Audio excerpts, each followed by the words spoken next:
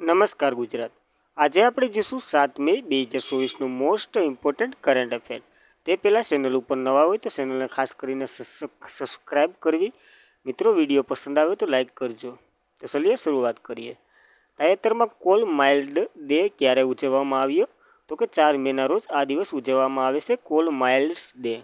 તો તાજેતરમાં call માઇલ્ડ્સ day 4 મેએ ઉજવવામાં આવ્યો છે। હવે 4 મે એક બીજો દિવસ પણ ઉજવવામાં આવે છે, આંતરરાષ્ટ્રીય અગ્નિશામક દિવસ। તો આ બંને દિવસો યાદ રાખવા, કોલ માઇલ્ડ્સ ડે અને અગ્નિશામક દિવસ બંને। ત્યારબાદ ભારતના પ્રથમ ભૂગર્ભ કોલસો એટલે કોલસાનો દિવસ ઉજવવામાં આવે છે, કોલ માઇલ્ડ।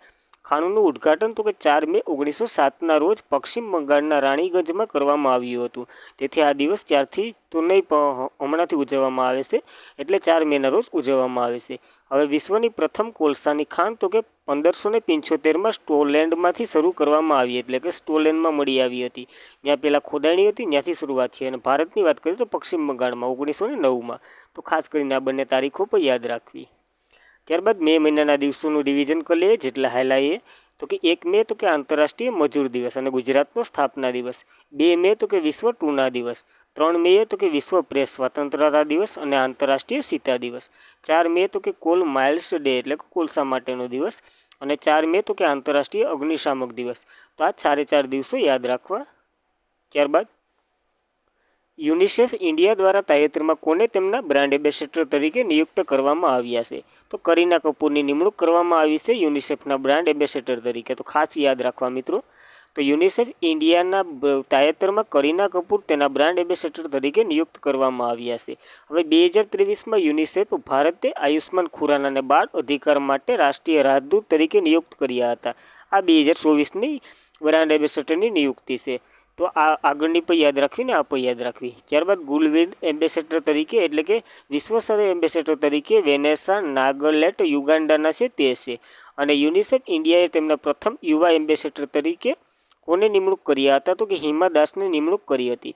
તો આ પ્રથમ યાદ રાખવા અને હાલના કરીના કપૂરને બનાવવામાં આવ્યા છે એ પણ યાદ રાખજો। ત્યારબાદ યુનિસેફની વાત કરીએ તો તેમનું ફૂલ ફોર્મ તો કે સંયુક્ત રાષ્ટ્ર ચિલ્ડ્રન ફંડ થાય છે। તેમની રચના તો કે 1960માં થઈ હતી, 47માં થઈ હતી। હેડક્વાર્ટર તો કે ન્યૂયોર્ક ખાતે આવેલું છે। અને હાલના ઈડી તો કે કેથરીન રસેલ છે। તો ખાસ કરીને આ યુનિસેફ વિશે એટલું તો યાદ જ રહેવું જોઈએ મિત્રો। ત્યારબાદ તાજેતરમાં કોણે દુર્ગા-1ની સફળતાપૂર્વક પરીક્ષણ કર્યું છે? એટલે કે દુર્ગા-1 રોકેટ છે તેનું સફળતાપૂર્વક પરીક્ષણ કોણે કર્યું? તો કે DRDOએ કર્યું છે। તો તાજેતરમાં દુર્ગા-1નું સફળતાપૂર્વક પરીક્ષણ DRDOએ કર્યું છે।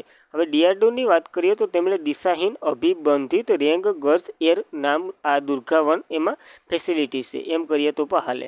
હવે તાજેતરના DRDOએ તો કે ઇન્દ્રજાળ, ઉગ્રામ, સ્માર્ટ, વરુણ શસ્ત્ર, સમર અને વસોદર આ વગેરે રેકોર્ડો લોન્ચ કર્યા છે। તો મિત્રો ખાલી નામ યાદ રહેવું જોઈએ, બીજું નહીં રહેતું યાદ છે। અને હાલ તો કે દુર્ગા-1 લોન્ચ કર્યું છે।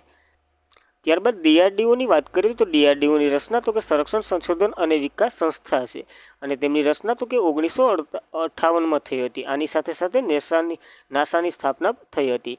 હેડક્વાર્ટર તો કે નવી દિલ્હી ખાતે આવેલું છે। અને ચેરમેન તો કે સમિત વી કામત છે। અને સૂત્ર તો કે શક્તિનું મૂળ જ્ઞાનમાં છે, એટલે બલશ્ય મૂલ્ય વિજ્ઞાનમ।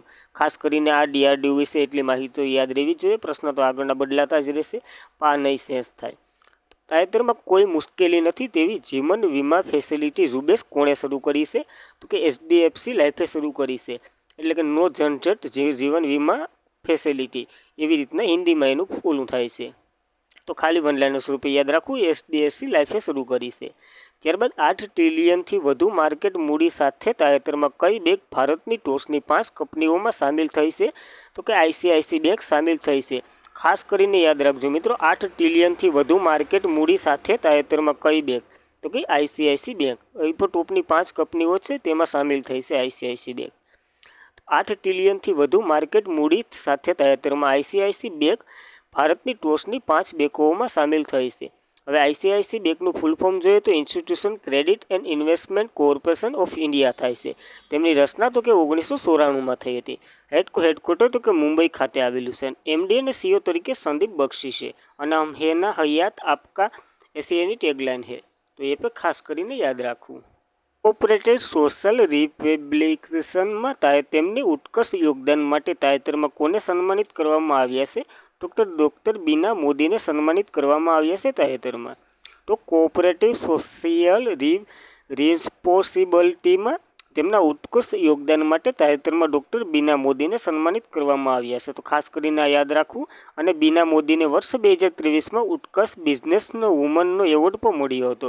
તો આ બંને પ્રશ્ન મિત્રો ખાસ કરીને યાદ રાખવા, કારણ કે વુમન છે અને મહિલા માટે આપણું બોર્ડ કેવા પ્રશ્ન પૂછે છે તો તમને ખબર જ છે.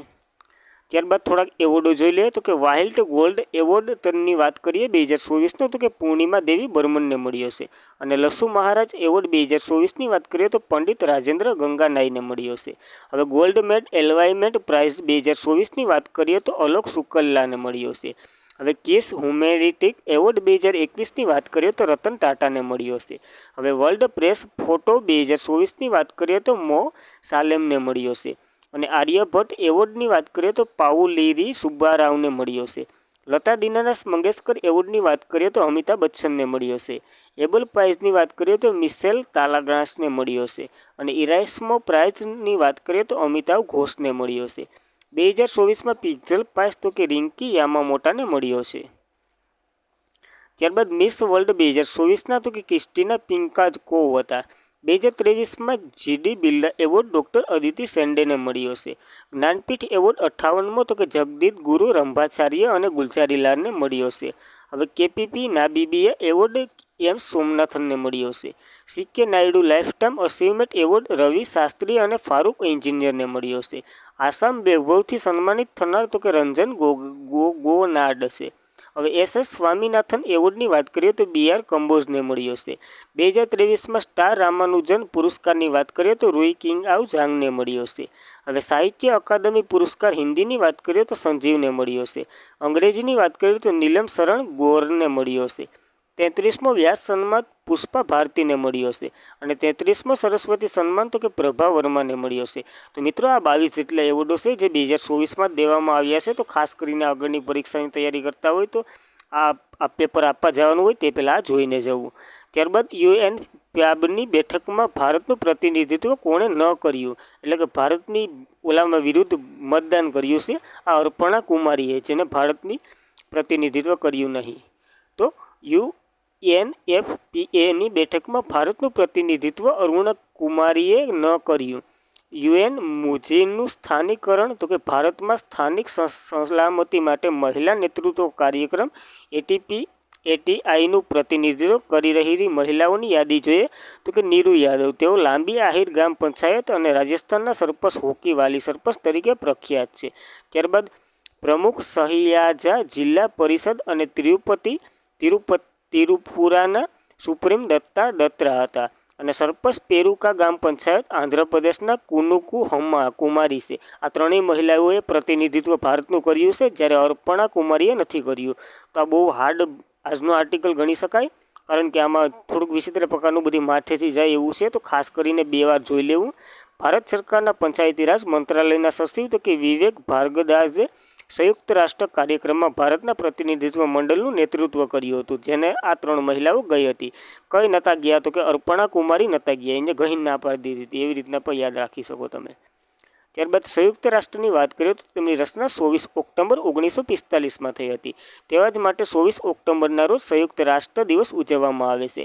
હાલ તો કે 193 સભ્ય છે. છેલ્લું કોણ જોઈન્ટ થયું હતું તે તમારે કોમેન્ટ કરવાનું છે. હેડક્વાર્ટર તો કે ન્યુયોર્ક ખાતે આવેલું છે. અને હાલના એસજી તો કે એન્ટોનિયો ગુટેરસ છે. તો ખાસ કરીને આ ડિટેલ યાદ જ રાખવી. ત્યારબાદ તાજેતરમાં ઉજ્જીવન સ્મોલ ફાઇનાન્સ બેંકના એમડી અને સીઈઓ તરીકે કોની નિમણૂક કરવામાં આવી છે? તો કે સંજીવ નોટિયાલની નિમણૂક કરવામાં આવી છે. કઈ બેંક? તો કે ઉજ્જીવન સ્મોલ ફાઇનાન્સ બેંક. નાની બેંકો છે, સરસામાં રહેતી હોય તો સંજીવ નોટિયાલ ખાસ કરીને યાદ રાખવા વનલાઇનર સ્વરૂપે. ત્યારબાદ તાજેતરમાં ઉજ્જીવન સ્મોલ ફાઇનાન્સ બેંકના એમડી અને સીઈઓ તરીકે સંજીવ નોટિયાડની નિમણૂક કરવામાં આવી છે. હવે ઉજ્જીવન સ્મોલ ફાઇનાન્સ બેંકની વાત કરીએ તો તેમની રચના 2017માં થઈ હતી.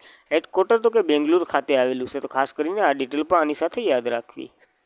ત્યારબાદ તાજેતરમાં જીઓ ફાઇનાન્સિંગ સર્વિસના એમડી અને સીઈઓ તરીકે કોની નિમણૂક કરવામાં આવી છે?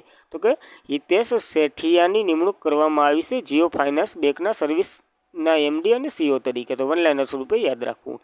ત્યારબાદ કાસ્ટ ફિલ્ડ ફેસ્ટિવલમાં પ્રથમ વખત કઈ કંપની ઓનરરી પામ ડિઓર એવોર્ડ આપવામાં આવ્યો છે? તો કે સ્ટુડિયો ગિબલીને આ એવોર્ડ મળ્યો છે. તો ખાસ કરીને આ યાદ રાખવું. તો તાજેતરમાં કાન્સ ફિલ્મ ફેસ્ટિવલ યોજાયો, જેમાં પ્રથમ વખત સ્ટુડિયો ગિબલીને કંપનીને ઓનરી પામ ડિઓર એવોર્ડ મળ્યો છે. તો આ ખાસ કરીને એવોર્ડ યાદ રાખવો. આમાં વ્યક્તિગત રીતે મેલિન સ્પીટ, જે અમેરિકાના અભિનેત્રી છે, અને જોર્જન લુકાસ, અમેરિકાના ફિલ્મ નિર્માતા છે, આ બંને સાથે કયા સ્ટુડિયોને? તો કે ગિબલી સ્ટુડિયોને પણ મળ્યો છે આ એવોર્ડ. તો ખાસ કરીને આ ત્રણેય જણાને યાદ રાખવા. તો thank you for watching this video. જય હિન્દ વિદ્યાર્થી મિત્રો. હમણાં વિડીયો નાનો થાય છે કારણ કે કરંટ અફેર એટલું સ્ટેટ લેવલમાં બનતું જ નથી. તમને ખબર છે ચૂંટણીનો માહોલ છે, તો કેવું ચાલી રહ્યું છે તમારે ને અમારે બધીને એક જ ચાલે. તો આભાર. જય હિન્દ વિદ્યાર્થી મિત્રો.